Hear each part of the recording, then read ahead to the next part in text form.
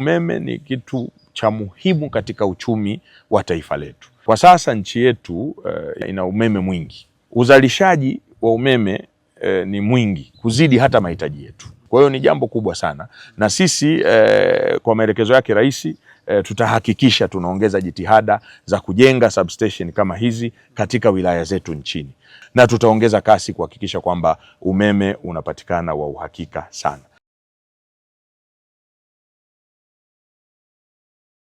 TANESCO inaendelea kubadili nguzo zilizokuwepo za miti, lakini sio kubadili tu nguzo za miti. TANESCO inaendelea kusambaza umeme katika maeneo mbalimbali ya nchi yetu ambayo umeme ulikuwa hujafika.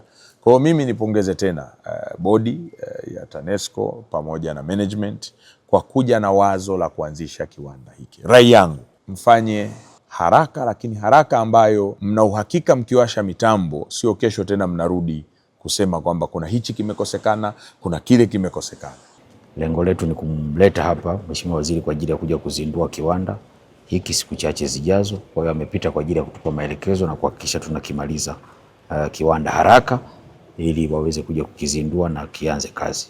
Tumepokea maelekezo ya Mheshimiwa Waziri kuanzia kwenye kituo cha kupoza umeme kuhakikisha tunatunza miundombinu, lakini tunahakikisha sasa kituo kimeanza kazi, basi changamoto za umeme za Kaliwa na Urambo zinaondoka, tunawasogelea wateja vizuri. Kwa hiyo kwetu kama wakazi wa Tabora ni shukrani sana, na kupitia swala hili ni kwamba tunaahidi kwamba kuendelea kuutunza kama viongozi wa eneo hili, kuhakikisha kwamba mradi huu unakamilika kwanza kwa wakati kama ambavyo umeahidiwa hapa, lakini pia kuutunza sasa udumu kwa vizazi vijavyo.